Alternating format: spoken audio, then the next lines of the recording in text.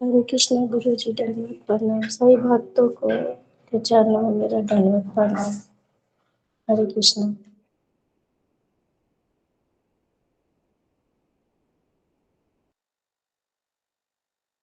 हरे कृष्ण से लेकर दंडवत प्रणाम।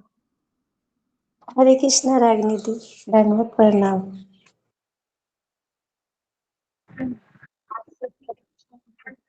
भक्तों को दंडवत प्रणाम। हरे कृष्ण हरे कृष्ण।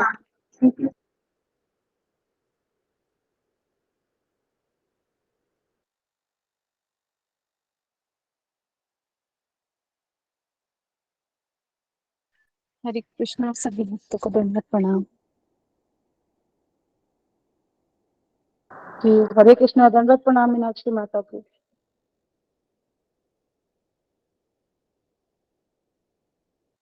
हरे कृष्णा सभी भक्तों को दंडवत प्रणाम। रागिनी माता जी, निधि माता जी, शुक्ला माता जी, सुलेखा माता जी, धर्मराज प्रभु जी, मीनाक्षी माता जी, सभी को दंडवत प्रणाम। आपके सब में दंडवत प्रणाम। हरे कृष्णा अशोक प्रभु जी, सुधा माता जी, आपके चरण में दंडवत प्रणाम। दंडवत प्रणाम सभी भक्तों को दंडवत प्रणाम। हरे कृष्णा। दंडवत प्रणाम माता जी। हरे कृष्णा। अच्छा, आज वो गोपी गीत कौन गाएगा? आज प्रतिभा माता जी नहीं गा पा रही। रागिनी माता जी गाएंगे। कौन? प्रभु जी, रागिनी माता जी। रागिनी माता जी गाइए। माता जी, रागिनी माता जी आप गाइए गोपी गीत। पीछे हाँ पीछे सुधा माता जी गाएंगी। जी प्रभु। हरि बोल प्रभु। धन्यवाद प्रभु जी, सुधा माता जी आप पीछे पीछे गाएंगी। जी सुधा प्रभु माता जी। जी। जी जी जी जी जी। हरे जी, कृष्णा। रागिनी माता जी शुरू कीजिए। हरे कृष्णा अशोक प्रभु जी। क्षमा जी चाहती हूँ बीच में बोलने के लिए प्रभु जी। आज तो टीचर्स डे, गुरु दिवस है। गुरु दिवस के लिए आप कुछ गुरु जी के लिए आज बोलिए। ठीक है माता जी, धन्यवाद। हाँ प्रभु जी, सबकी तरफ से बोलिए। आपकी तरफ से बोलिए प्रभु जी। जी जी माता जी, धन्यवाद। हरे कृष्ण प्रभु जी दंडवत प्रणाम। सकल माता जी का दंडवत प्रणाम। रागिनी माता जी बोलिए।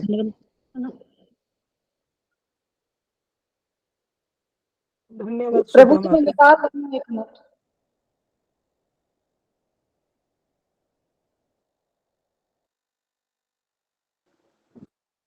क्या बोला माता जी?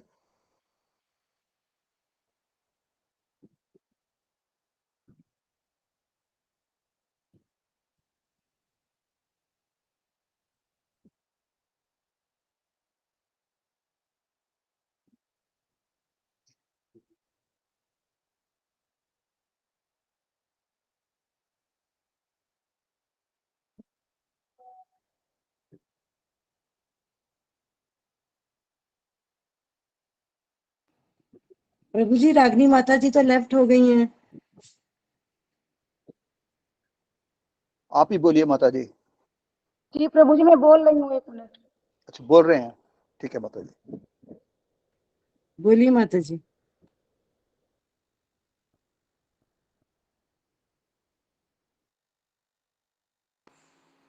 हरे कृष्ण सभी भक्तों को दंडवत प्रणाम।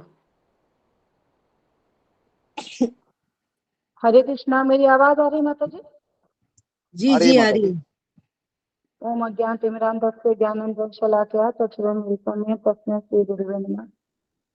जयातितेऽधिकं जन्मनामृजा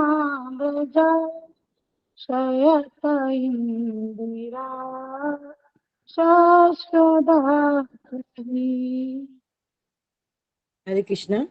जयति ते अधिकं जन्मना वृजः शयत इंदिरा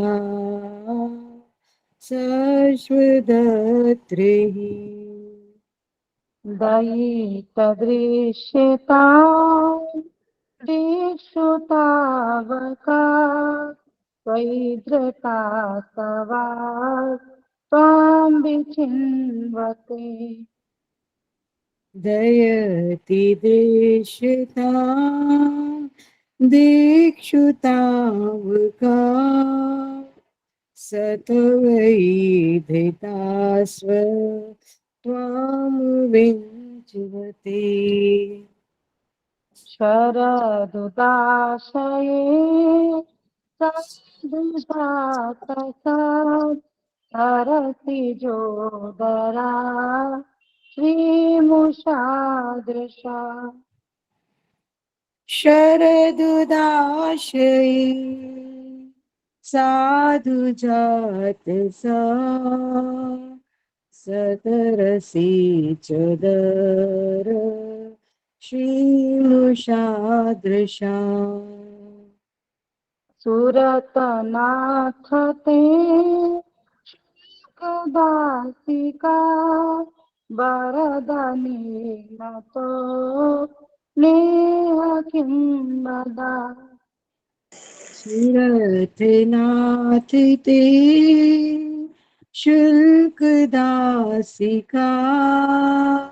वरद निघ्नतो नेह किं वद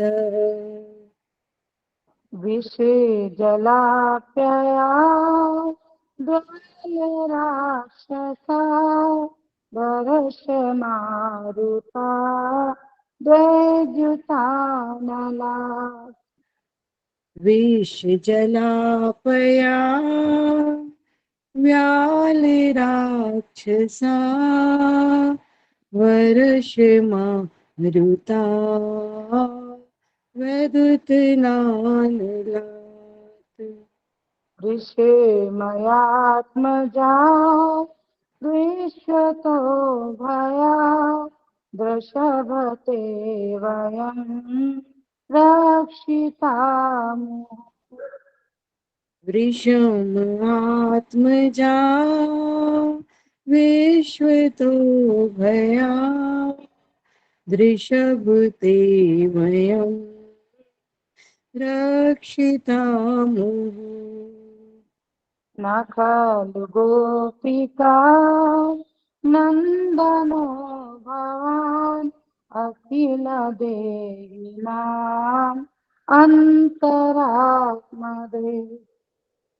न खलु गोपिका नन्दनो भवान् अखिल देहिना अन्तरात्मदिक्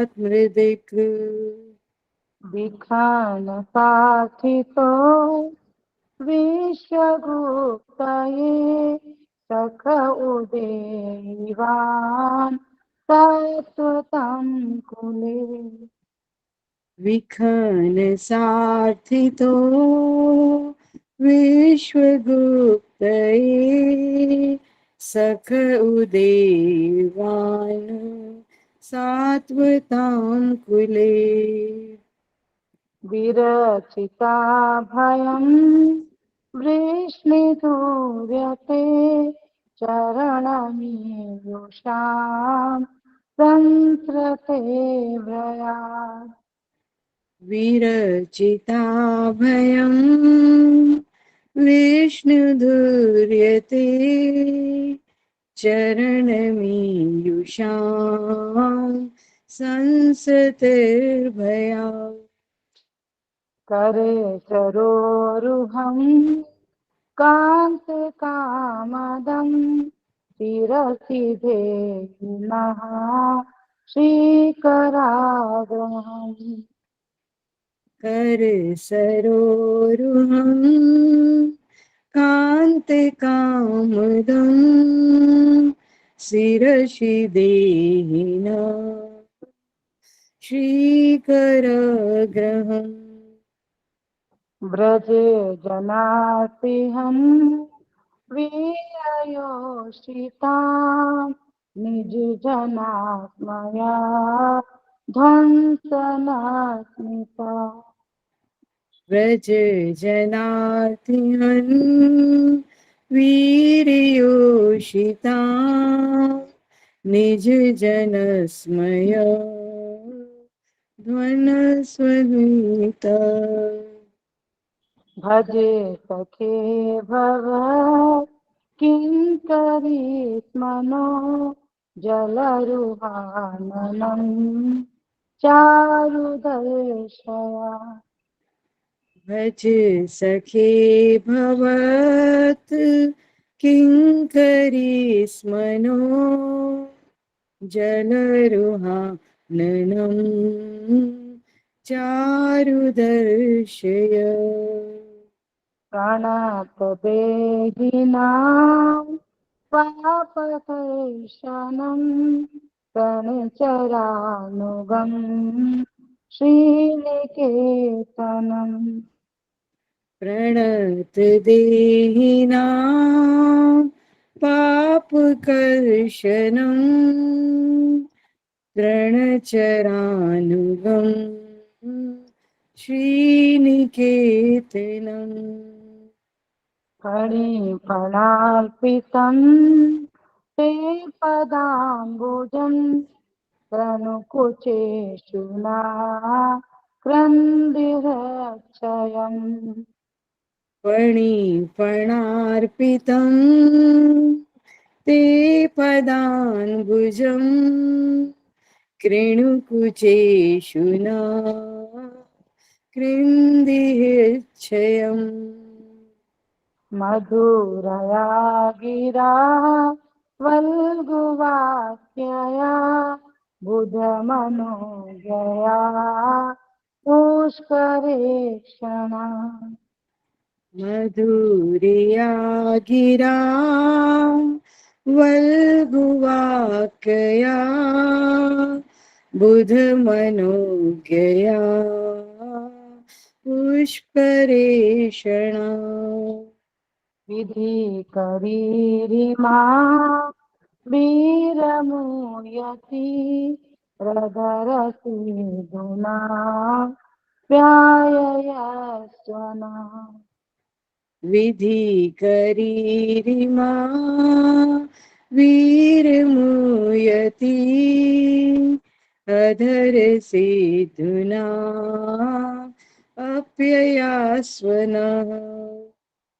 तवे तथामृतम् तत्तजीवनम् कविभिरीडितम् कल्मषापम्। तव कथामृतं तप्त जीवनं कविभिरीडितं कल्मषापहम्। श्रवणमङ्गलम् श्रीमदाततं भुवि गृह्णन्ति ते भूरिदा जना। श्रवणमङ्गलं श्रीमदाततं भुवि गृह्णन्ति ते भूरिदा जना। हरे कृष्णा प्रभु जी, यहीं तक गाया जाता है अशोक प्रभु जी? हाँ जी, 9 श्लोक तक आना जी, 9 9 नंबर तक। श्लोक। हरे कृष्णा, कोई गलती हुई हो तो हरे क्षमा कृष्णा, करिए। धन्यवाद बहुत प्रणाम। सुंदर कोई माता हरे गलती कृष्णा हो तो माता जी, माफ बहुत करिए। सुंदर। सुधा माता जी, हैप्पी बर्थडे। बोल माता जी। धन्यवाद धन्यवाद। सुधा क्षमा माता जी प्रार्थी हूँ बहुत गलतियों के लिए। बहुत बधाई। श्री हरि गौर बोल। रागिनी हरे माता कृष्ण जी और दंडवत सुधा प्रणाम माता सभी। जी। दंडवत प्रणाम। कृष्ण प्रिंसेस बर्थडे माता जी। माता जी हाँ, हैप्पी हरे बर्थडे टू यू। दंडवत प्रणाम। जन्मदिन की बहुत सारी शुभकामनाएं। हरि बोल हरि बोल। हरे कृष्णा से भक्तों दंडवत प्रणाम। जी कौन सी बर्थडे माता हैप्पी जी? बर्थडे सुधा माता जी, आपके श्री चरणों में धन्यवाद दंडवत सभी प्रणाम। भक्तों को, हैप्पी सबकी बर्थडे कृपा कृष्ण चाहिए। हमारे जन्मदिन बधाई। हरे कृष्णा माता जी, दंडवत प्रणाम। जन्मदिन की बहुत बहुत बधाई हो माता जी। धन्यवाद धन्यवाद धन्यवाद। और सबकी कृपा दृष्टि चाहिए, हरे कृष्णा गुरु जी सुधा की माता कृपा जी। चाहिए, सब भक्तों का प्रेम हैप्पी चाहिए। बर्थडे क्या माता जी। सदा रहेगा, सदा बनेगा। तो जी आपको कृष्ण भावना हुई बधाई। हरे कृष्णा सुधा माता जी, हैप्पी बर्थडे टू यू। प्रणाम। जन्मदिन की सभी धन्यवाद। हरे आप कृष्णा। लोगों की कृपा है, सब भक्तों की कृपा है, गुरु जी की कृपा है। माता जी हैप्पी बर्थडे। धन्यवाद माता जी। आप सब भक्तों का इसी तरह प्रेम भक्ति प्यार आशीर्वाद चाहिए। हरे कृष्णा माता जी, दंडवत प्रणाम। हैप्पी हरे बर्थडे कृष्णा माता माता जी। जी, दंडवत। आप अच्छे से धन्यवाद आगे बढ़ती धन्यवाद रहो और हमें भी आशीर्वाद देती रहो। सबको गुरु जी का आशीर्वाद, कृष्णा का आशीर्वाद मिलता रहे, बड़ों का हरे आशीर्वाद कृष्णा मिलता सुधा रहे, माता जी, हैप्पी आप बर्थडे। सबका प्रेम मिलता रहे। धन्यवाद। Many many happy returns of the day Sudha माता जी, हरे गुरु जी कृष्णा के सभी कृपा भक्तों को दंडवत प्रणाम। हरे धन्यवाद हरे कृष्णा माता कृष्णा जी, हरे हरे कृष्ण कृष्णा कॉन्शियस सुधा धन्यवाद। माता जी। धन्यवाद प्रणाम गुरु जी। हरे कृष्णा गुरु जी। हरे कृष्णा गुरु जी, धन्यवाद प्रणाम। हरे सभी कृष्णा गुरु जी, को मेरा दंडवत हरे कृष्णा प्रणाम, गुरु हरे जी, कृष्णा दंडवत जी, हरे हरे कृष्णा गुरु गुरु जी, जी दंडवत धन्यवाद हरे प्रणाम। कृष्ण गुरु जी दंडवत प्रणाम। हरे कृष्ण हरे कृष्णा हरे गुरु जी, कृष्ण दंडवत प्रणाम, सभी को प्रणाम। बर्थडे सुधा माता जी, हरे दंडवत कृष्ण प्रणाम। हरे कृष्णा हरे हैप्पी कृष्ण बर्थडे सुधा माता हरे जी, कृष्णा दंडवत गुरु जी, प्रणाम दंडवत सभी को, प्रणाम। सभी भक्तों को दंडवत हरे प्रणाम। कृष्णा गुरु जी, दंडवत दंडवत प्रणाम। सभी भक्तों को दंडवत प्रणाम। हरे कृष्णा गुरु जी, दंडवत प्रणाम, हरे भक्तों को हरे दंडवत कृष्ण प्रणाम। जी अनाउंसमेंट कीजिए कृष्ण हरे ये कृष्णा गुरु जी, दंडवत प्रणाम। हरे कृष्णा। अशोक चावला सभी भक्त कृपया म्यूट कर लीजिएगा। गुरु जी के चरणों में धन्यवाद प्रणाम। सभी गुरु भक्तों को जी, मेरा दंडवत प्रणाम। हरे कृष्णा। आज गुरु जी, दंडवत प्रणाम। टीचर्स डे है। हमारे अहोभाग्य कि हमको आपने आशीष दिया, अपने आश्रय में रखा। तो कुछ लिखा है मैंने गुरु जी, अभी लिखा है क्योंकि भक्तों ने कहा बोलने के लिए मेरे को आपके बारे में। गुरु क्या है, जो थोड़े से विचार मेरे को अभी अभी आए हैं, वो लिखा है। गुरु आशीष है, गुरु आश्रय है, आपके आध्यात्मिक जीवन का सारथी है। आपका गुरु शुभ चिंतक है, गुरु अमृत है, गुरु स्वाति की बूंद है, गुरु मार्गदर्शक है, गुरु पिता है, गुरु माता है, गुरु भाई है, गुरु बंधु है, गुरु ईश्वर रूप है, गुरु स्वामी है, गुरु ब्रह्मा भी है, गुरु विष्णु भी है, गुरु देव महेश्वर भी है, साक्षात पर ब्रह्म गुरु है। हमारा उद्धारक है, जन्म मृत्यु के चक्र से छुड़ा देने वाला है। गुरु छांव है, ठंडी ठंडी छांव है, मीठी मीठी छांव है। गुरु आस है, गुरु प्यास भी है, गुरु अमृत रूपी वर्षा भी है। आध्यात्मिक वृक्ष का गुरु जी मीठा फल है। अंधकार से प्रकाश की ओर ले जाने वाला है, यानी कि तमसोमा ज्योतिर्गमया। गुरु मित्र भी है, सखा भी है, गुरु विचार भी है और विचारक भी है। गुरु हमारे आध्यात्मिक जीवन की नैया का खवैया भी है। हम पूज्य गुरु श्री अजय गोपाल दास जी के ऋणी हैं, जिन्होंने कृपा कर हमें आश्रय प्रदान किया, अपने चरणों की छांव में रखा, अपनी शीतल छांव में रखा और हमें अपना आध्यात्मिक जीवन आध्यात्मिकता में ले जाने की पूरा प्रयास कर रहे हैं, अनवरत परिश्रम कर रहे हैं। हम ऐसे पावन गुरु के चरणों में दंडवत प्रणाम करते हैं और सब भक्तों की तरफ से हम मंगल कामना करते, गुरु जी के स्वास्थ्य और दीर्घायु के लिए शुभकामनाएं करते हैं। सब भक्तों की तरफ से दंडवत प्रणाम गुरु जी। हरे कृष्णा। कोई गलती हो तो क्षमा करना गुरु जी।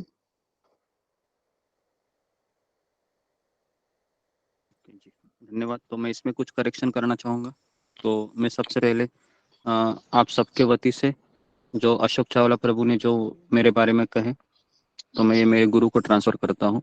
और एक चीज़ थोड़ा सा मैं करेक्ट करना चाहूँगा कि गुरु ये ब्रह्मा शिव महेश की तरह नहीं होता है। गुरु ये एक्चुअली उनकी तरह उनका सम्मान होता है, ब्रह्मा जी विष्णु और शिव जी के जैसे। तो जो गुरु ब्रह्मा गुरु विष्णु गुरु देव महेश्वरा, हाँ, ये जो इसका जो श्लोक है जो हम हमेशा गाते हैं, है ना। तो इसका मूल अर्थ ये है कि गुरु इसलिए श्रेष्ठ है क्योंकि नहीं, गुरु ये ब्रह्मा जी की तरह विष्णु की तरह शिव जी की तरह पूजनीय है क्योंकि वह भगवान विष्णु की सेवा में लगा रहता है।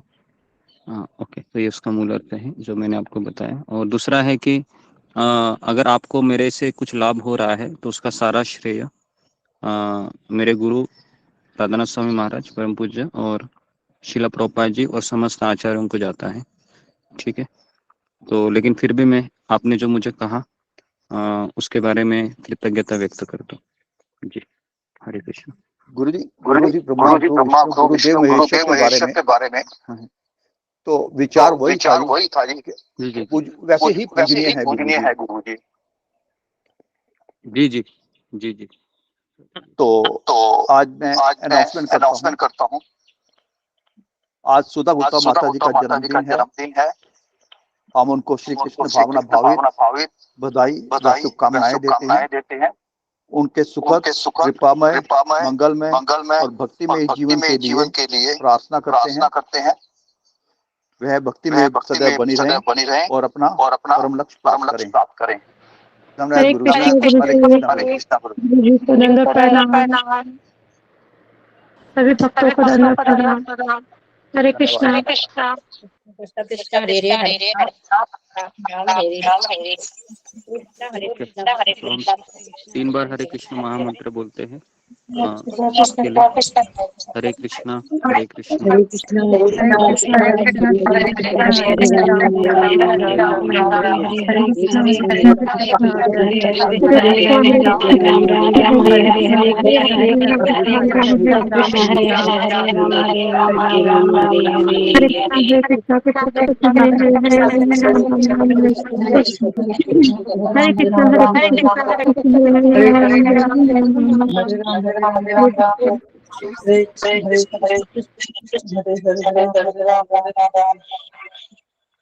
हरे कृष्ण हरे कृष्ण हरे कृष्णा सर्व ओके। तो अभी हम आगे बढ़ते हैं।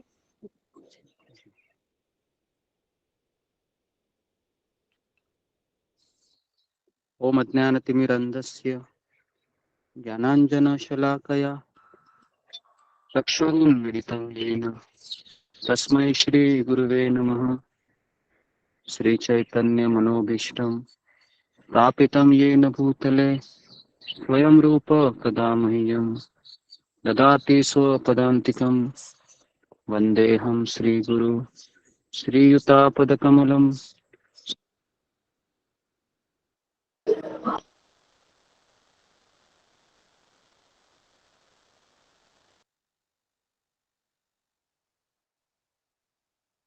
साद्वैतं सावधूतं परिजनसहितं कृष्णचैतन्यदेवं श्रीराधा कृष्णपादान् सहगणललिता श्रीविशाखान्वितांश्च।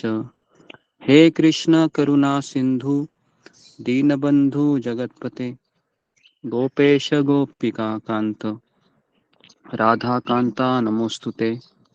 तप्त कांचन गौरांगी राधे वृंदावनेश्वरी वृषभानुसुते देवी प्रणमामि हरिप्रिये। श्री कृष्ण चैतन्य प्रभु नित्यानंद श्री अद्वैत गदाधर श्रीवासादि गौर भक्त वृंद। हरे कृष्णा कृष्ण कृष्ण हरे हरे हरे राम राम राम हरे हरे।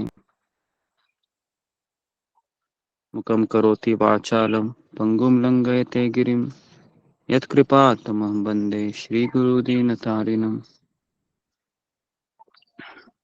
हरे कृष्णा। सबका स्वागत है शिल प्रभुपाद सत्र में। तो मुझे ऐसा लगता है कि ये 5 सितंबर का ये जो डेट है, ये मुझे याद है कि हम जब स्कूल में रहते थे या कॉलेज में भी होते थे तो ये एक शिक्षक दिन के उपलक्ष्य पर मनाया जाता है भारत में। तो मुझे लगता है कि किसका जन्मदिन होता है ना आज के दिन? डॉक्टर राजेंद्र प्रसाद। नहीं राधा कृष्ण पहली राधा कृष्ण राधा कृष्ण राधा कृष्ण ठीक है जो भी है। तो लेकिन हमारा आध्यात्मिक जो होता है टीचर्स डे, वह व्यास पूर्णिमा के दिन हमने मनाया था। जून महीने में मनाया था जी। तो हमारे लिए तो एक तरीके से रोजी जन्माष्टमी है, रोजी व्यास पूर्णिमा है और सारे उत्सव हमारे लिए रोजी होते हैं, क्योंकि एक भक्त का जीवन वृंदावन के जैसा होता है और वृंदावन में सारे उत्सव रोज चलते हैं। तो परम पूज्य राधानाथ स्वामी महाराज एक बार अपने शिष्यों को कह रहे थे कि आज मंदिर में ज्यादा भीड़ नहीं दिख रही है, क्या हुआ? तो उनके शिष्यों ने कहा कि अभी कोई उत्सव नहीं है ना महाराज, इसके लिए कोई मंदिर में नहीं आ रहा है। तो महाराज ने कहा कि फिर रोज उत्सव मनाइए ना, रोज उत्सव होना चाहिए, कोई ना कोई त्योहार तो हमेशा होता है हमारा। तो उसके उपलक्ष्य पर कथा कीजिए, भगवान को सजाइए, प्रवचन कीजिए, नृत्य कीजिए, तो हमारे लिए तो रोज ही उत्सव है। तो इस तरीके से महाराज ने कहा।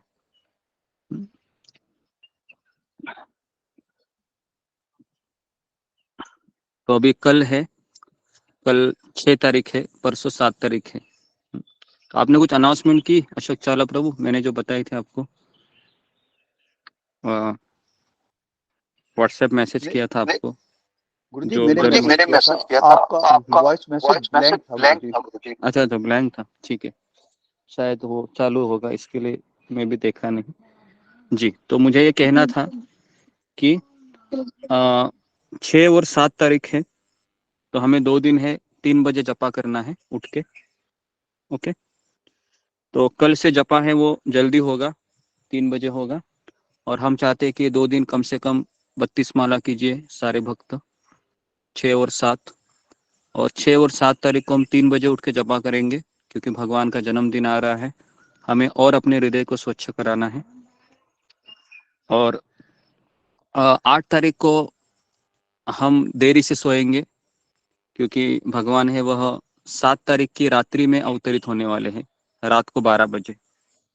तो हमने आपको कहा था कि 12 बजे के बाद हमको एकादशी प्रसाद से हमारा उपवास को छोड़ना है, निर्जला उपवास से, क्योंकि हम निर्जला उपवास करते हैं 12 बजे से लेके रात को 12 बजे तक। मतलब 6 तारीख चली, 6 तारीख को जो 7 तारीख को दिन शुरू होगा है ना, रात को 12 बजे, तो 6 तारीख को रात को 12 बजे से लेके 7 तारीख को रात को 12 बजे तक निर्जला उपवास रहता है। ओके, लेकिन मैं इसमें भी बता रहा हूँ कि जिसकी मेडिसिन चालू है, जो बुजुर्ग है, वो निर्जला उपवास मत कीजिए। जिनको गैस का प्रॉब्लम है, जिनको डॉक्टर ने मना किया है, वो लोग निर्जला उपवास नहीं करेंगे। तो आप फिर उसके उपलक्ष्य पर कुछ दूध है या एकादशी का जो पदार्थ होता है उसको ग्रहण कीजिए, और अपने मेडिसिन है वो टाइम पे लीजिए, है ना। और दूसरा है, निर्जला उपवास भी उसी को करना है जो व्यक्ति अगले दिन सुबह 4:30 बजे हाजिरी लगाएगा, ये भी उतना ही जरूरी है। ऐसा नहीं है कि हम एक दिन पूरा फास्ट करें और अगले दिन क्या करें, हमारी 16 माला ही ना हो, या हम अपने आप को बहुत वीकनेस अनुभव करें। तो इतना याद रखिए, हमें अपनी स्वास्थ्य का भी ख्याल रखना है, और साथ साथ हमें ये भी समझना है कि मुझे अगले दिन भी 4 बजे उठना है ना। तो थोड़ा सा कष्ट होगा, लेकिन भगवान आ रहे हैं तो हमें कष्ट लेना चाहिए। तो ये कुछ अनाउंसमेंट थी। और आज दोपहर से हम सारे भक्तों को अपनी कृतज्ञता व्यक्त करनी है, 3 मिनट मैक्सिमम, है ना, क्योंकि बहुत सारे भक्त हैं। तो आज से हम शुरू कर रहे हैं और कल परसों तक रहेगा। परसों हम परसों जन्माष्टमी है, तो परसों हम सुबह कृष्ण जन्म के बारे में बताएंगे। और कल भी हम आज हम आखिरी सेशन रहेगा ये लीलामृत का। मतलब कल से हम कृतज्ञता ही शुरू करेंगे, सुबह और शाम दोनों क्लास में भगवान के प्रति, क्योंकि इतने लोग हैं तो पता नहीं शायद इतने कवर कर पाएंगे क्या नहीं। और कोई कोई अगर कभी कभी किसी भक्त को इतना एक्स्ट्रेस आती है कि वह बोलते ही चला जाता है 5 मिनट खत्म होने के बाद भी। तो इसके लिए हम सोच रहे हैं कि अतिरिक्त समय भी होना चाहिए। तो और 8 तारीख को शिला प्रभुपाद का जन्मदिन है, और हमारे लिए, मैंने कल भी कहा था कि हमारे लिए जन्माष्टमी से भी बढ़कर है शिला प्रभुपाद का जन्मदिन, उनका अवतरण दिन। क्योंकि अगर यह व्यक्ति प्रचार नहीं करते थे तो शायद आप और मैं भी इस समय यहाँ पर नहीं होते थे। बराबर है। अगर यह व्यक्ति प्रचार नहीं करते थे तो आज और मैं, हम कभी आपस में इस तरीके से नहीं मिलते थे। तो ये सारा श्रेय कृष्ण से भी ज्यादा हम शिला प्रभुपाद जी को देना चाहूंगा, क्योंकि प्रभुपाद जी की असीम असीम कृपा है हम सब के ऊपर, जिनकी छत्र छाया के नीचे हम भक्ति का ज्ञान को प्राप्त कर रहे हैं। तो इसलिए जैसे ही 12 बजे के बाद आप एकादशी उपवास से फास्ट छोड़ेंगे, उसके अगले दिन मतलब 8 तारीख को दोपहर के 12 बजे तक उपवास रहेगा, निर्जला। और फिर 12 बजे के बाद हमें दाल रोटी सब्जी चपाती खानी है 8 तारीख को दोपहर के 12 बजे। तो इसको याद रखिए अच्छे से, है ना, क्योंकि बार बार लोग मैसेज करते पूछते हैं, तो इसको आप अच्छे से याद रखिए। और जिसको समस्या ज़्यादा है वो निर्जला उपवास मत कीजिए, मैं वापस बता रहा हूँ। उससे अच्छा है कि माला करनी चाहिए, है ना। तो हमें अधिक से अधिक माला करनी चाहिए। जिसको अगर उपवास का समस्या हो रहा है, अगर किसी को लगता है कि उपवास करने के पश्चात ना मैं सत्संग कर सकती हूँ, ना मैं माला कर सकती हूँ, केवल मुझे सोते ही रहना अच्छा लगता है, तो इससे अच्छा है कि आप थोड़ा सा फल खाइए और माला कीजिए, ये सबसे बेस्ट है। और उपवास के दिन चाय कॉफी ये सब नहीं चलती है। उपवास के दिन क्या, ये कभी चलती ही नहीं है। ओके, तो ये सारी चीजें मैंने आपको पहले भी बताई थी, वापस मैं इसको दोहरा रहा हूँ, क्योंकि अभी जन्माष्टमी परसों है, तो हम सबको दिन रात उसी का ख्याल रखना है। जन्माष्टमी आ रही है, मैं अपने आप को तैयार करूँ, मेरे मेरे हृदय को मैं सजाऊँ, ताकि कृष्ण मेरे हृदय में आगमन करे, है ना। और मैं मेरे हृदय में जन्माष्टमी उत्सव मनाऊँ, है ना। सब लोग जन्माष्टमी उत्सव मनाते ही है, लेकिन हम स्वयं भी मना सकते हैं हमारे हृदय में भगवान की कथा सुनकर, भगवान के बारे में अपनी कृतज्ञता व्यक्त करते हुए। ओके जी। तो हाँ, और एक बताना था आपको, जन्माष्टमी को 7 तारीख को सुबह ही भगवान का अभिषेक कराना है ना। मुझे लगता है कि क्लास के बाद करेंगे तो भी चलेगा, ऐसा कुछ टाइमिंग नहीं है। आप 10 बजे सुबह करेंगे, 11 बजे करेंगे तो भी चलेगा अभिषेक, लेकिन आप क्लास को मिस मत कीजिए, क्योंकि अगर हम क्लास को मिस करेंगे तो चेतना नहीं रहेगी, भावना भी जरूरी है उतनी ही। तो ओके। और उसके पश्चात आपको रात को 12 बजे क्या करना है ये भी मैं बता रहा हूँ। 11 बजे आपको रात को भगवान की आरती करनी है। तो आपके पास 2 ऑप्शन दे रहा हूं मैं। एक तो अगर आप अकेले हैं घर में तो बेटर है आप सुबह ही अभिषेक कीजिए, और अगर आपके फैमिली पूरा सपोर्टिव है तो आप रात को 11 बजे या 10 बजे अभिषेक कीजिए और फिर आरती कीजिए, है ना, रात को 11 बजे। और फिर 12 बजे तक हम आपको ऑनलाइन तो हम सब दिखाएंगे ही मंदिर में, मैं तो मंदिर में ही रहूंगा। और उस दिन आप थोड़ा सा रिचार्ज ज़्यादा कीजिए, ताकि आपको ऐसा लगे कि हाँ मैं जन्माष्टमी में मैं शामिल हुई हूँ या हुआ हूँ करके, इस तरीके से। और उसके पश्चात आपको रात को आरती करनी है, जो मैंने सिखाई थी, अगरबत्ती, दिया, अर्घ्यम, रुमाल, फूल, चामर और मोरपंख, ऐसे। और उसके पश्चात आपको भगवान को भोग दिखाना है रात को 12 बजे। ओके, तो तो उसके पश्चात फिर 12 बजे के बाद आपको कीर्तन करना है आपके गौरनिताई, गोपाल जी, राधा कृष्ण, जगन्नाथ, बलदेव, सुभद्रा, इनके सामने 12 से 12:15, ठीक है। और 12:15 बजे के बाद, या अगर आपको ज़्यादा ही ये है तो थोड़ा सा पानी पी लीजिए और फिर बैठ जाइए। और इतना याद रखिए, सबसे अच्छा है अगर कोई उपवास कर रहा है तो वो नींबू पानी से उपवास छोड़िए और थोड़ा सा रुक जाइए 15-20 मिनट, तुरंत मत खाइए। और एकदम हल्का आहार लीजिए, पूरा पेट भर के मत खाइए, नहीं तो वापस समस्या हो सकती है। और फिर 12:30 पौने 1 बजे तक आप सो जाइए, मैक्सिमम पौने 1, क्योंकि कल हमको सुबह उठना भी है।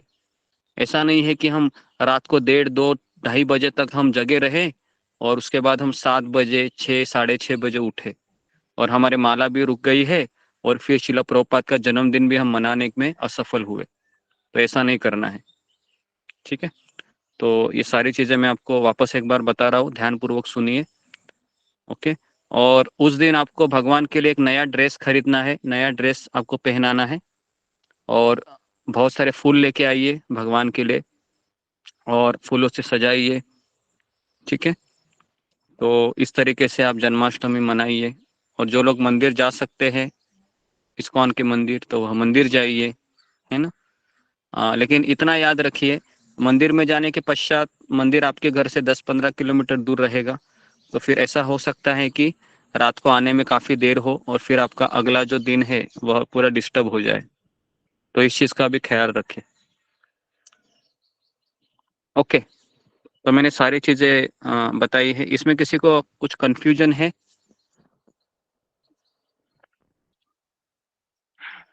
जी, ओके। हरे कृष्णा हरे गुरुजी। कृष्णा गुरुजी। हाँ, बोलिए। गुरुजी अभिषेक जी अभिषेक इको और एक और आवाज नहीं आ रहा है तुम्हारा। हरे कृष्णा हरे गुरुजी। कृष्णा गुरुजी। हाँ हाँ, बोलो बोलो। गुरुजी गुरुजी अभिषेक जब करते अभिषेक जब हैं करते हैं हाँ, तो तो अभिषेक के दौरान अभिषेक के दौरान फिर फिर ऐसे 5 प्रकार के 5 जो प्रकार अभिषेक के जो अभिषेक जी जी। तो अभिषेक कैसे करते हैं मैंने पहले भी बताया था। अभिषेक पहले दूध, दही, मध, हनी, उसके बाद घी और उसके बाद फलों का रस या फिर अ, गन्ने का रस, या फिर अगर गन्ने का रस भी नहीं है तो फिर आप शक्कर का पानी या गुड़ का पानी, है ना, इससे आप अभिषेक कीजिए। उसके पश्चात आप आंवला पाउडर से उसको रब कीजिए ताकि उसका चिकनाहट चला जाए। फिर आप नारियल पानी और फिर बिस्लेरी वाटर से आप उनको नहलाइए, फिर एक पोछिए, फिर एक नया ड्रेस पहनिए। तो इस तरीके से अभिषेक हमने किया था काफ़ी बार, है ना। तो ये आपको करना है। तो इसके लिए आप अगले ही दिन थोड़ा थोड़ा आप लेके आइए, ज़्यादा मत। मुझे लगता है कि है ना, 250 ग्राम काफ़ी है। 250 ग्राम दूध या फिर 250 ग्राम दही, है ना, और एकदम घी भी आप बहुत थोड़ा सा ही लाइए, है ना। ऐसा नहीं कि बहुत ज़्यादा लाना है, ठीक है। और उसके पश्चात वह चरणामृत के रूप में 12 बजे उसको ग्रहण कीजिए और उसके पश्चात फिर एकादशी प्रसाद से आप फास्ट ब्रेक कीजिए, ठीक है जी। और किसी का कुछ प्रश्न है? जी, जस्मिता पत्रे।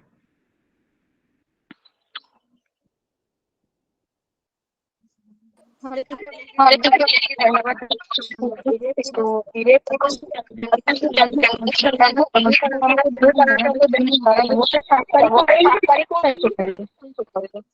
मुझे आवाज नहीं आ रहा है, नेट पे आ जाओ अच्छे से, है ना, ठीक है।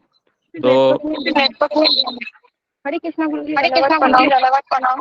गुरुजी जो प्रभुपाद का जो जन्मोत्सव है जो 12 बजे प्रकाश रहेगा, तो उसको 7 तारीख को हम करेंगे या 8 तारीख को हम करेंगे? अभी तो मैंने बताया उसको कि 8 तारीख को करना है। 7 तारीख को तो जन्माष्टमी है, तो 8 तारीख को प्रभुपाद का जन्मदिन है। और उस समय मैंने आपको ये भी बताया था कि आपको कचौरी भी बनाना है, याद है ना। मैंने सबको बताया था कि आपको कंपलसरी बनाना है। तो उसका रेसिपी है, कोई तो ग्रुप में भेज दीजिए, इस्कॉन डिजायर ट्री में, या फिर आपको हरे कृष्णा टीवी में भी मिल जाएगा यूट्यूब में, तो कोई उसको ग्रुप में डाल दीजिए, ठीक है जी। और ओके, नेक्स्ट।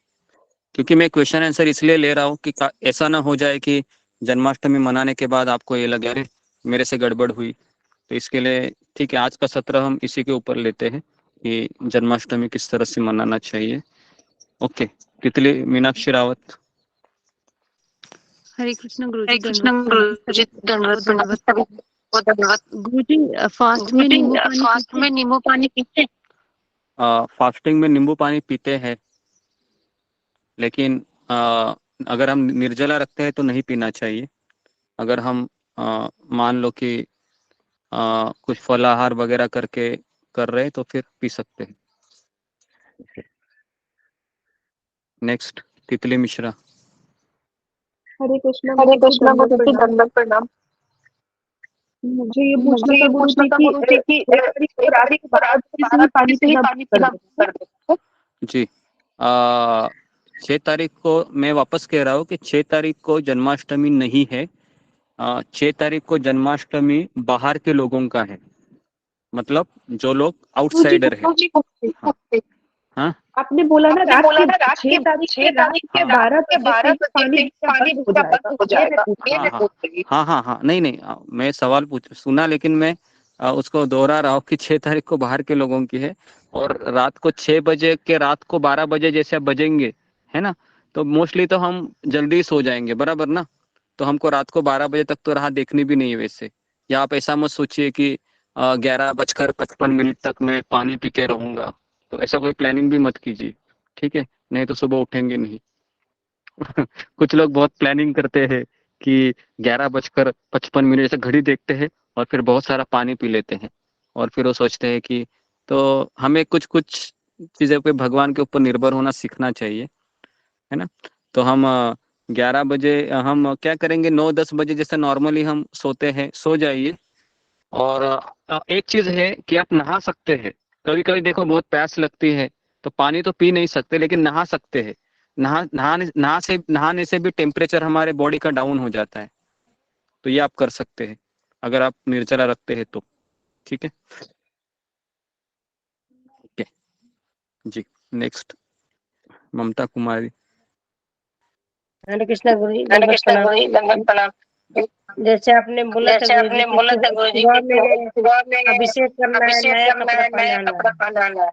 तो फिर तो रात फिर में जब हम लोग रात में मंदिर जब हम बंद लोग करते मंदिर हैं, बंद करते तो हैं, भगवान तो का वो भगवान का जो वो भी ड्रेस जो भी रहता है ड्रेस वो रहता है वो निकालते हैं, निकालते हैं, और श्रृंगार और भी थोड़ा श्रृंगार उनका भी थोड़ा करते हैं। उनका करते हैं। तो फिर रात तो में फिर रात आरती में आरती करना है, तो करना फिर है, वो तो फिर वो ड्रेस पहनाना है ड्रेस कि ऐसे पहनाना है भगवान कि को ऐसे उठा के भगवान ऐसा को आरती उठा के करना है। ऐसा। आपका श्रृंगार है वह सुबह ही करना है, ठीक है, ऐसा नहीं आपको रात को करना है, सुबह से ही करना है। केवल अभिषेक करते समय थोड़ा सा आप उस कपड़े को हटाइए और फिर अभिषेक कीजिए, और फिर वही कपड़ा वापस डालिए, ठीक है। तो नया कपड़ा आपको सुबह ही पहनाना है। ओके जी, नेक्स्ट सुलेखा।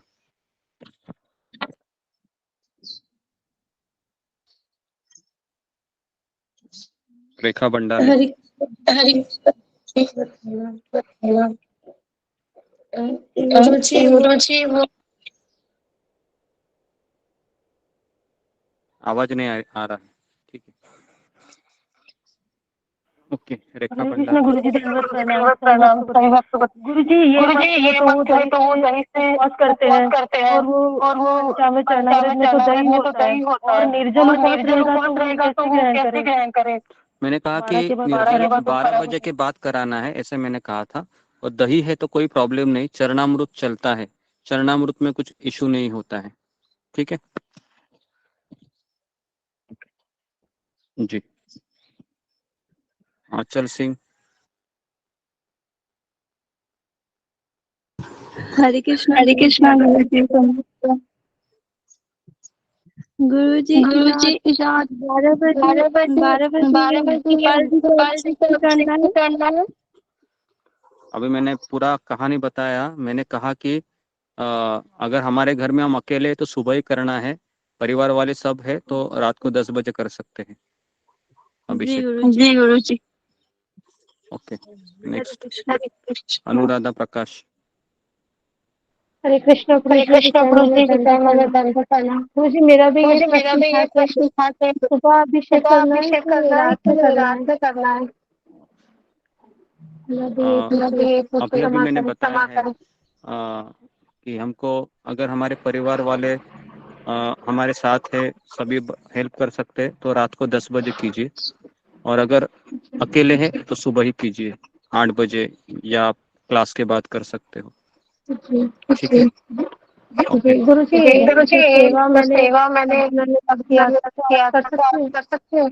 जी जी कर सकते जी जी धन्यवाद हरे कृष्ण। हैं। ऋतु रानी। हरे कृष्णा गुरु जी हरे कृष्णा दंडवत। गुरु जी दंडवत। गुरु जी पूछ गुरु जी आप पूछ रही हूँ, रात को आप कौन सी रात को आरती कौन करनी सी है। आरती करनी है। रात को मैंने कहा था कि आरती कौन सी करनी है, वो जो फूल आरती होती है, अगरबत्ती, दिया, अर्घ्यम, फूल, वो मंगल वो जो मंगल आरती मंगल आरती जन्माष्टमी को याद हाँ जी। नहीं, आरती आरती गाने की बोल रही हो तो हमें यशोमती नंदन है, वह भजन है, वह हमको लगाना चाहिए टेप से, और उसको करते करते आरती कर सकते हैं, है ना, रात को 12 बजे। ठीक है,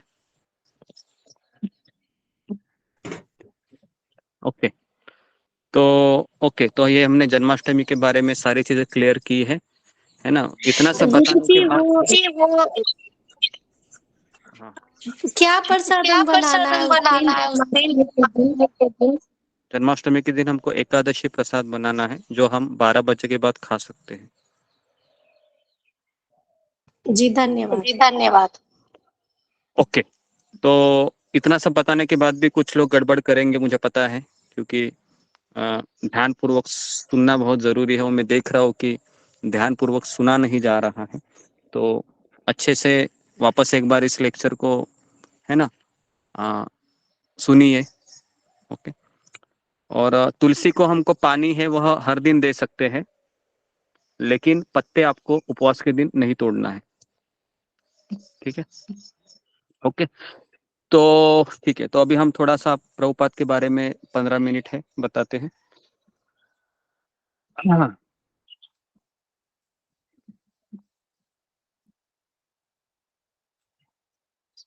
साकार हुआ, ओके।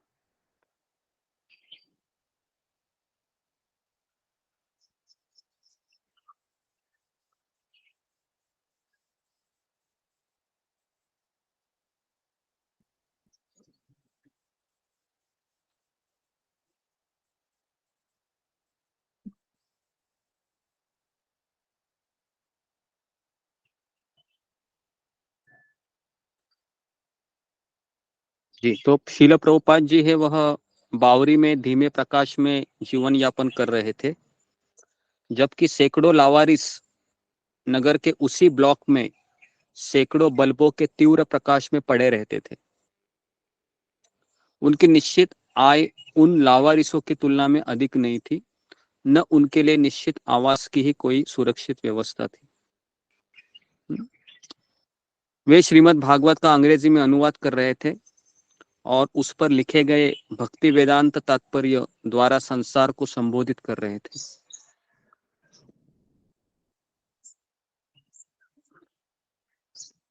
उनका एक ही कर्तव्य था कि समस्त मानवता की सर्वप्रथम आवश्यकता के रूप में कृष्ण चेतना को संस्थापित करें।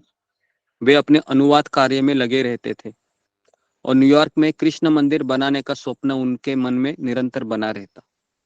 तो एक भक्त रहता है, उसके मन में एक ही विचार चलता है कि कैसे मैं अपने गुरु की आज्ञा का पालन करूं, और दूसरा है कैसे मैं मेरे कृष्ण को कृष्ण के लिए एक मंदिर बनाऊं, ताकि जितने भी लोग हैं वह वहां पर आके उनका आश्रय ग्रहण कर सके।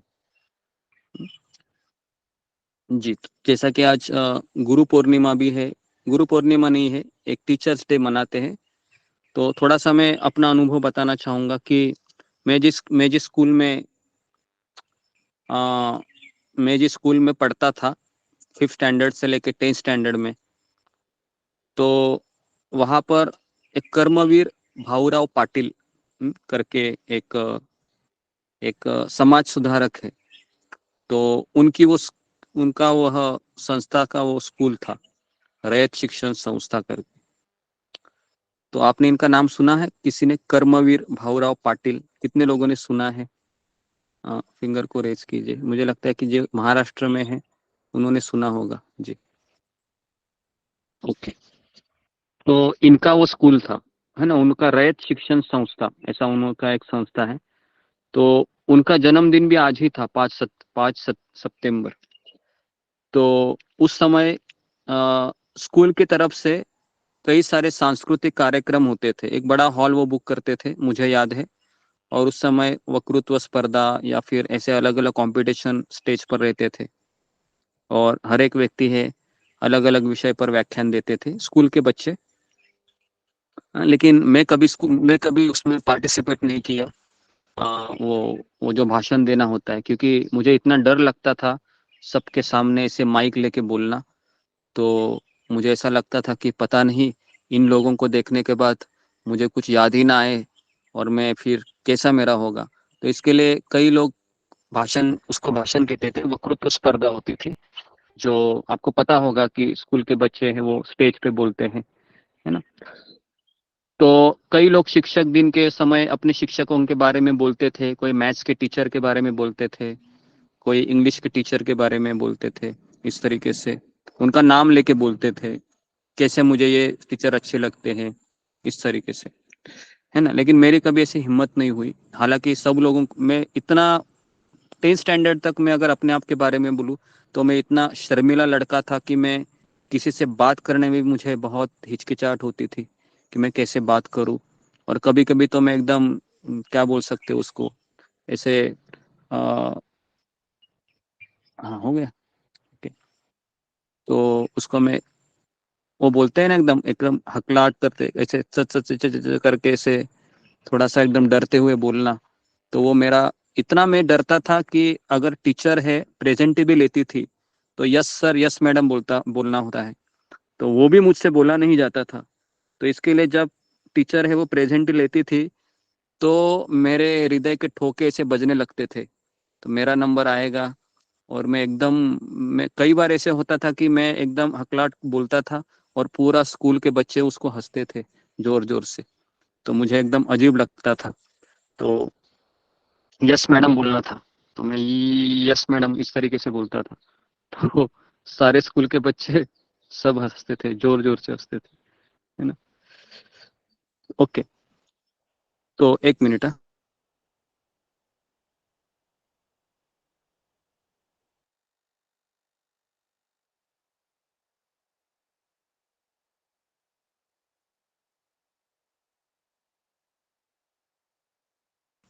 जी जी, तो ये शिक्षक दिन उस समय मनाए जाते थे।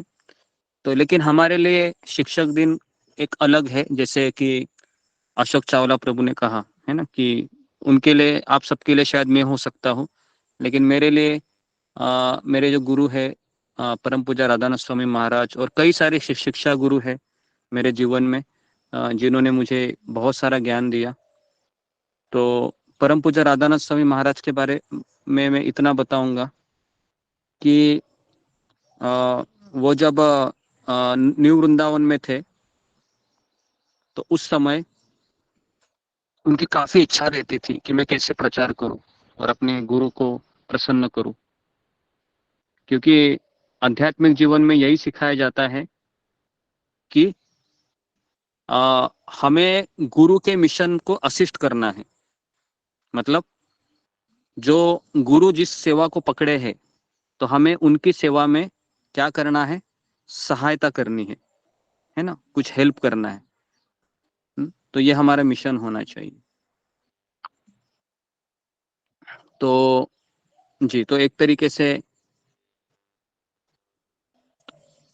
तो परम पूज्य राधानाथ स्वामी महाराज है, ये एक्सपर्ट पहले कुक थे। कुक मतलब खाना बनाना, तो खाना बनाने में बहुत एक्सपर्ट थे राधानाथ स्वामी महाराज। और आपको पता होगा कि एक बार एक समय की बात है कि शिला प्रभुपाद जी न्यू वृंदावन में आने वाले थे वहां पर, और महाराज को एक सेवा दिया गया था कि टॉयलेट में जो नल होता है ना, नल टॉयलेट में, तो नल नहीं था। तो इसके लिए महाराज को बताया गया था कि तुमको नल लगाना है, लेकिन वहां पर ऐसी कोई सुविधा नहीं थी। तो महाराज कह रहे थे कि मैंने बहुत मेहनत किया, प्रभुपाद जी आने वाले हैं तो मुझे सेवा दी गई है, तो टॉयलेट में नल लगा लेगा।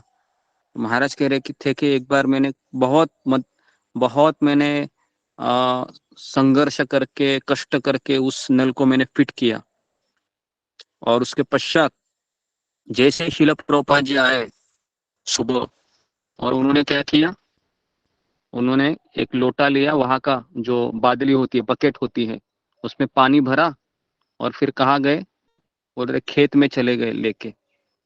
महाराज कह रहे थे कि इतने कष्ट से मैंने सब गुरु की सेवा के लिए अरेंजमेंट किया था, लेकिन गुरु ने क्या किया, उसको ये ले लिया बकेट और चले गए। तो आपको कैसा लगेगा अगर आप राधानाथ महाराज की जगह रहेंगे? तो आप सोचेंगे कि बाप रे, 5 दिन 4 दिन में इसी नल के पीछे लगा रहा और मेरे गुरु देखो क्या किए। आप हताश हो जाते थे कि नहीं? थोड़ा तो हो जाते थे। 5 दिन इतना मेहनत किया, कुछ फायदा ही नहीं हुआ। तो है ना, तो ये एक चीज वो बता रहे थे। लेकिन अगले ही दिन परम पूज्य राधानाथ स्वामी महाराज ये हमेशा डीटी किचन में भोग बनाते थे, है ना। तो जो मंदिर के अध्यक्ष थे उनका नाम था परम पूज्य कीर्तनानंद स्वामी महाराज। ये मेन लीडर थे वहां के। तो ये हमेशा प्रभुपाद जी के साथ ही रहते थे। तो प्रभुपाद ने कहा कि मुझे संदेश चाहिए खाने को, कुछ है क्या? तो तमाल कृष्ण महाराज है, वो कहा कि हाँ है ना, विग्रह को भोग लगाते हैं प्रभुपाद जी यहाँ पर मंगल भोग में। तो फिर मंगल भोग लाया गया और शिला प्रभुपाद ने जैसे ही वह संदेश अपनी जिह्वा पे डाला तो प्रभुपाद जी बहुत प्रसन्न हुए और प्रभुपाद ने परम पूज्य कीर्तनानंद स्वामी महाराज को पूछा कि इतने अच्छे संदेश कौन बनाता है यहाँ पर? तो कीर्तनानंद महाराज ने कहा कि राधानाथ प्रभु है, यहाँ पर एक पुजारी है, तो ये वो अच्छे संदेश बनाते, बुला उनको। तो इस तरीके से है ना, राधानाथ महाराज वहां पर आए और प्रभुपाद ने उनको तुरंत पहचान लिया। आपको याद है कि प्रभुपाद ने जब उनको पहली बार देखा था तो कैसे थे महाराज? महाराज के बड़े बड़े ऐसे बाल थे, है ना, और एक जीन्स की पैंट थी, जीन्स की पैंट नहीं थी वो, ऐसे कैसे तो लपेट हुए एक धोती की तरह कुछ लपेटा हुआ था। उनके वस्त्र मैले थे, है ना, और शिव जी के वह भक्त थे, पशुपतिनाथ से वो आए थे। और आज वो देख रहे थे कि राधानाथ प्रभु संदेश बना रहे हैं भगवान के लिए, है ना। कितना बड़ा ये परिवर्तन था, है ना। तो है ना, तो उसके पश्चात फिर तीसरी सेवा फिर बता रहे थे कि एक बार बाल काटने वाला जी बाल काटने वाला बाद में था। ओके जी। तो उसके पश्चात फिर शिल प्रभुपाद जी है, वह 3 से 4 दिन के पश्चात जाने वाले थे वहां से। और गुरुकुल के बच्चों को प्रभुपाद जी, ये कुकीज रहते हैं ना, छोटे छोटे बिस्कुट होते हैं एकदम, तो प्रभुपाद ने कहा कि मैं सब स्कूल के बच्चों को छोटा छोटा बिस्कुट देना चाहता हूँ, कुकीज। तो वापस राधानाथ प्रभु को बोला गया, महाराज को। तब महाराज तब सन्यासी नहीं थे। कहा कि कुकीज बनाओ जल्दी जल्दी, प्रभुपाद जी को चाहिए।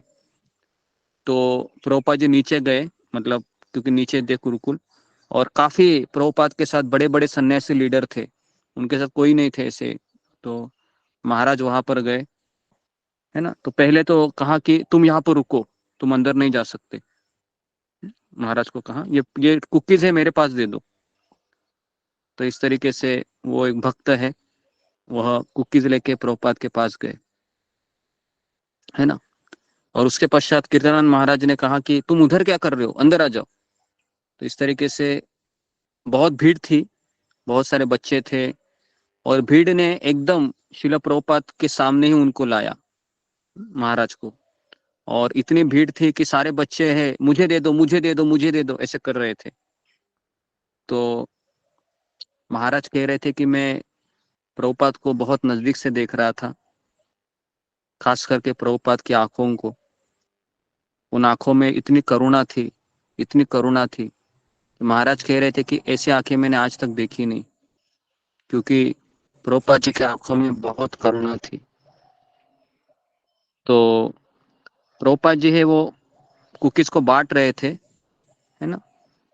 और महाराज के पास भी कुछ कुछ कुकीज है, प्रभुपाद ने दे दी कि तुम भी सहायता करो करके, है ना। तो जिस सन्यासी ने रोका था तो कह रहे कि वो मुझे देख रहे थे कि ये अंदर कैसे आ गया करके, क्योंकि उस समय सन्यासी लोग ही प्रभुपाद के आसपास घूमते थे।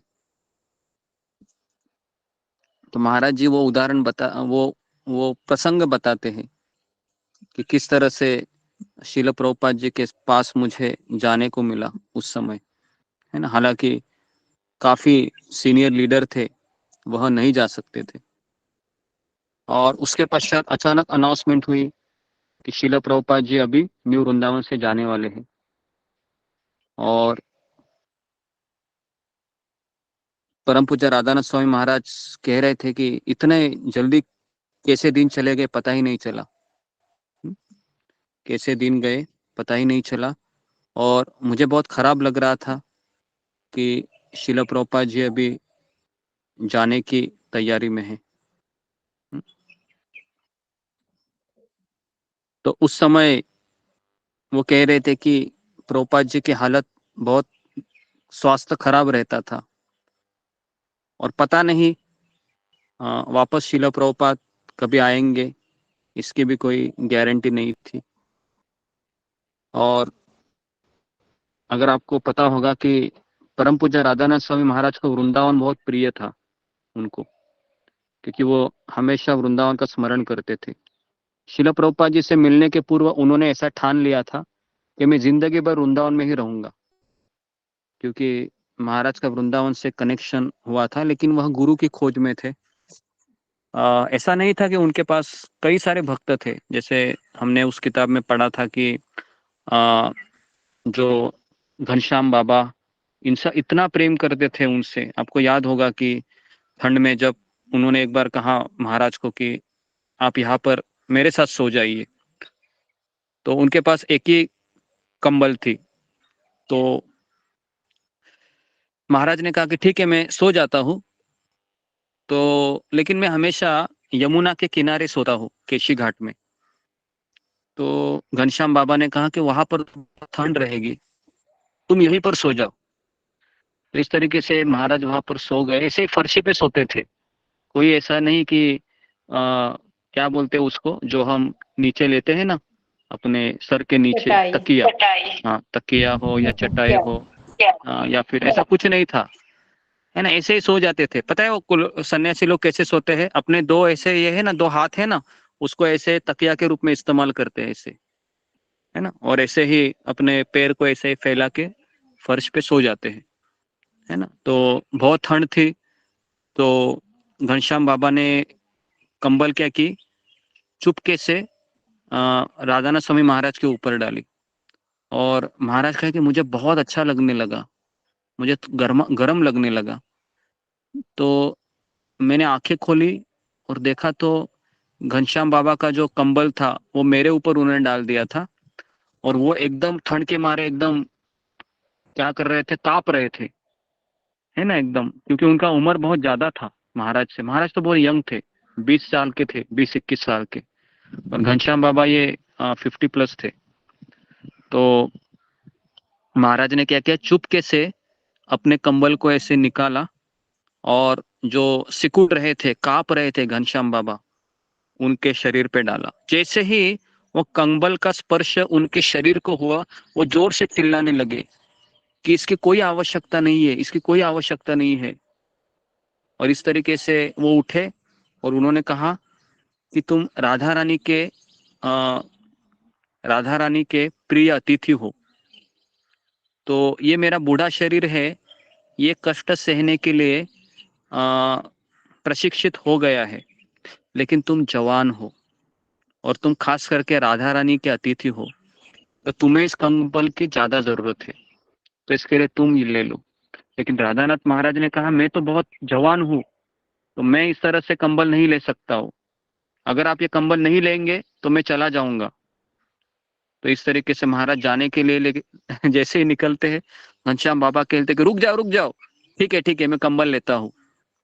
तो इस तरीके से फिर महाराज वहां पर सो जाते थे फर्श के ऊपर। और जैसे ही कुछ समय बीतता था, वापस घनश्याम बाबा क्या करते थे, उस कंबल को वापस महाराज के ऊपर डालते थे और महाराज को वापस वही अनुभव होता था। और फिर महाराज क्या करते थे कि वापस उठकर वो कंबल घनश्याम बाबा के शरीर पे डालते थे और वो वापस वही चीज करते थे कि इसकी कोई आवश्यकता नहीं है ना। तो ऐसे हमेशा महाराज कह रहे कि 3-4 बार ऐसे ही हुआ। तो बाद में महाराज कह रहे मैं हार गया। और वो यही हमेशा मानते थे कि मेरा जो जीवन है, मुझे ये बहुत अच्छा लगा, वो हमेशा कहते थे कि मेरा जीवन केवल राधा रानी के वृंदावन में जो भक्त आते हैं ना, उनके सेवकों की सेवा करने के लिए बना है। ये पॉइंट मुझे इतना टच किया था उस समय में जब इस किताब को पढ़ा था कि मैंने सोचा ऐसे कैसे कोई व्यक्ति हो सकता है इस संसार में जो बूढ़े अवस्था में कांप रहा है और कांपने के बाद भी दूसरे को आनंद देने का सोच रहा है। ये कैसे हो सकता है? तो मैंने सोचा ये उसी व्यक्ति के जीवन में हो सकता है जिसके हृदय में भगवान का प्रेम उत्पन्न हुआ है, नहीं तो ये असंभव है। तो घनश्याम बाबा जी तो बहुत ऊंचे स्तर पर थे, क्योंकि वो आपको याद होगा कि 50 साल से वह कभी बरसाना नहीं गए, कभी गोवर्धन नहीं गए, हालांकि वो वृंदावन में ही रह रहे थे, है ना। तो इतना कमिटेड थे वो अपने उस विग्रह की सेवा के लिए। तो ऐसा नहीं था, मैं इनका स्टोरी इसलिए लिया क्योंकि महाराज के पास ऐसे भी भक्त थे उस समय वृंदावन में। तो महाराज वृंदावन में रह सकते थे, लेकिन जब शिला प्रभुपाद जी ने कहा कि पाश्चात्य देश में मैंने एक न्यू वृंदावन बनाया है, वहां पर काफी लोगों की सेवा की मुझे आवश्यकता है, तो अगर कोई आना चाहेगा तो मोस्ट वेलकम। तो महाराज ने वह प्रभुपाद जी के हृदय की पुकार सुनी और उनको ऐसा लगा कि सही सेवा है कि अपनी गुरु की इच्छा को पूर्ण करना। आप सोच सकते हो, जिनको वृंदावन प्राणों से प्रिय है, जिनके पास घनश्याम बाबा जैसे भक्त है, ऐसे भक्तों को, ऐसे वृंदावन को छोड़कर महाराज है वह न्यू वृंदावन चले गए, है ना। किसके लिए चले गए? केवल अपने गुरु की इच्छा को पूर्ण करने के लिए, है ना। और वहां पर वह कम से कम 8 से 10 साल पुजारी की सेवा की है। और महाराज की पहली सेवा पता है कौन सी थी? ध्यान पूर्वक सुनिए। महाराज को पहला सेवा न्यू वृंदावन में मिला था कि वहां पर ना ऐसे जंगली ऐसे कुत्ते आते थे, है ना, पूरा वह खेत को खा जाते थे, तहस नहस करते थे। तो महाराज के हाथ में राइफल दी गई थी, है ना, बंदूक। ये मैंने कभी बताया नहीं आपको, अचानक मुझे याद आया तो मैं बता रहा हूँ। और महाराज को कहा था कि अगर कोई जंगली कुत्ता अगर खेतों का अगर कुछ करे, है ना, तो आपको इससे शूट करना है। तो महाराज कहे कि मैं रोज सुबह से शाम तक राइफल लेके खड़ा रहता था। अभी आप में से कितने लोग ऐसी सेवा करना चाहेंगे? कोई नहीं करना चाहेगा, है ना। बंदूक लेके खड़ा हो गया, खत्म हो गया क्या? टेबल के नीचे है ना? हाँ, टेबल के नीचे है, देखो उधर है, बहुत सारे हैं। ओके, तो महाराज कह रहे थे कि मैंने वो सेवा 15 से 20 दिन की, लेकिन एक भी मैंने किसी के ऊपर गोली नहीं चलाई, लेकिन मैं उसको आवाज करके उनको मैं हटा देता था, है ना। तो वो सब भाग जाते थे। उसके बाद दूसरा सेवा महाराज को मिला फिर, कि महाराज को कहा कि तुमको क्या करना है, अभी गाय और जितने भी गैया है हमारे, है ना, गौशाला में, सबको तुमको सुबह लेके जाना है और शाम को लेके आना है। तो महाराज कह रहे थे कि मैं रोज सुबह, मेरा यही सेवा था, गाय को लेके जाना जंगल में, और उनके साथ फिर मैं, महाराज कह रहे फिर मैं उनके साथ ही बातें करता रहता, गाय गैया के साथ, क्योंकि और कोई बात ही नहीं करने के लिए नहीं था, तो मैं गाय के साथ बात करता था। महाराज ने उनके नाम भी रखे थे। तो इस तरीके से ये महाराज सेवा करते थे वहां पर। सोचो, अगर हमें ऐसा सेवा दिया जाएगा, हम तो बोर हो जाएंगे, है ना। सुबह से शाम तक केवल गाय के साथ ही रहो, भेड़ बकरियों के साथ, है ना। तो वो भी महाराज ने किया सेवा। उसके बाद महाराज को कहा कि अभी तुमको गाय का दूध निकालना है। महाराज कहा कि ठीक है, गाय का दूध निकालना है। तो फिर महाराज गाय का दूध निकालने शुरू किए। तो ये सारी सेवाएं महाराज करते थे। ऐसे कई सारे फोटो भी है महाराज के, दूध निकालते हुए। और उसके पश्चात फिर महाराज अचानक कोई पुजारी है वो छोड़ के चला गया, या उन्होंने शादी की मंदिर के पुजारी ने, तो कहा कि मंदिर का अभी तुम्हारा सेवा है वो चेंज किया जा रहा है, तो तुम अभी कल से गाय बकरियों को लेके नहीं जाएगा, कल से आपका सेवा रहेगा, भगवान के विग्रह का सेवा आपको दिया जा रहा है, सुबह 2:30 बजे उठना है और रात को 10 बजे तक लगे रहना है। तो फिर महाराज ने कहा कि फिर ये गाय का दूध कौन निकालेगा? कहा कि तुम ही निकालोगे। महाराज मुझे समझ नहीं, तुम ही निकालोगे, गाय का दूध भी तुम ही निकालोगे, विग्रह की सेवा भी तुम करोगे, और जितना भी खाना भगवान के लिए बनाना रहता है किचन में जाके वो भी तुमको ही करना है, और बर्तन जितने भी निकलेंगे वो भी तुमको ही धोना है। उस समय भी महाराज ने कहा कि ठीक है, जैसे आपके आज्ञा। तो ये सब महाराज अभी अगर मैं और आप रहते थे वहां पर तो हम बोलते थे कि ठीक है, हम वापस कभी आएंगे सेवा करने के लिए, है ना। इस जन्म में तो शायद होगा नहीं मुझसे, लेकिन महाराज है वहां पर अड़े रहे। महाराज कहा कि नहीं। और आपको पता है न्यू वृंदावन में ना माइनस टेम्परेचर होता था, ऐसा नहीं था कि अच्छा वातावरण है, वहां पर बर्फ गिरती थी। महाराज कह रहे कि मेरा शरीर तो इतना में कांपता था ऐसे कि छोटा सा एक ट्यूबलाइट जलता था। महाराज कहते थे तो सारे ब्रह्मचारी उसके नीचे जपा करते थे, शायद थोड़ा सा गर्माहट मिल जाए हमें, है ना। तो महाराज कह रहे थे कि उधर ब्रह्मचारिणी आश्रम रहता था उधर, क्योंकि पाश्चात्य देश में स्त्री और पुरुष को इक्वल राइट होते हैं, मतलब दोनों को इक्वली देखा जाता है। तो प्रभुपाद के आज्ञा के अनुसार वहां पर ब्रह्मचारिणी आश्रम बनाया गया था। काफी सारे ब्रह्मचारिणी जो अनमैरिड लेडीज वहां पर रहते थे, और महाराज कह रहे थे कि मुझे भी वहां पर ही रहना पड़ता था। मैं और मेरा एक साथीदार था, तो हम दोनों भी उधर ही जपा करते थे। तो सारे ब्रह्मचारी वो नीचे जाते थे जपा करने के लिए, है ना। और वो हमेशा हमको चिढ़ाते थे। महाराज कह रहे थे कि तुमको वहां पर अच्छा लग रहा है लगता है। तो महाराज कह रहे थे कि मुझे तो ऐसा लग रहा था कि कब जाके यहाँ से मैं निकल जाऊं। लेकिन महाराज वहां पर भी सेवा कंटिन्यू की, क्योंकि पुजारी का सेवा था तो वहां पर रहना ही पड़ता था। और उसके बाद वहां पर खाने के लिए कुछ ज्यादा कुछ सुविधा नहीं रहती थी, तो वहां पर एक सब्जी उगती थी हमेशा, उस सब्जी का नाम भूल गया मैं। तो महाराज कह रहे थे कि दाल भी बनाना है ना उसी का बनाते थे, सब्जी भी बनाना है तो उसी का बनाते थे, पकोड़े बनाने हैं उसी के बनाते थे, है ना। पता है ना, कोई ऐसे बारिश में वगैरह ऐसी सब्जी उगती है तो उसी सब्जी से वो काम चलाया जाता था, है ना। और मुश्किल से वो कहते थे कि ओट्स रहता है, ओट्स हमको मिलते थे ब्रेकफास्ट में छोटा सा, और उसमें गिन के वह 2 केवल जो सिंगदाना डालते थे बस, क्योंकि उन ब्रह्मचर्य आश्रम में जो खाना बनाते थे चंद्रमौली स्वामी महाराज, जो महाराज के बहुत अच्छे मित्र है, वो वहां पर कुक थे।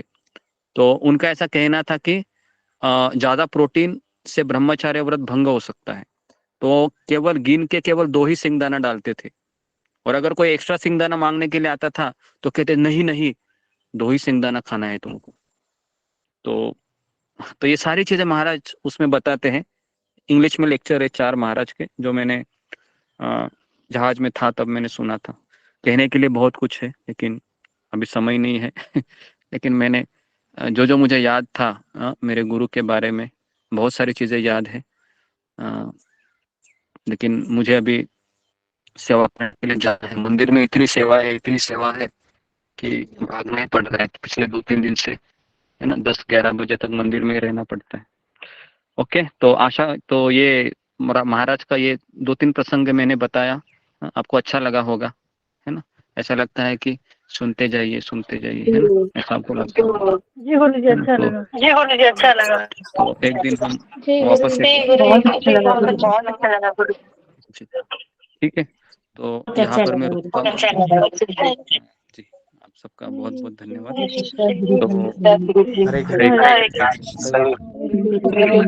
हरे कृष्ण।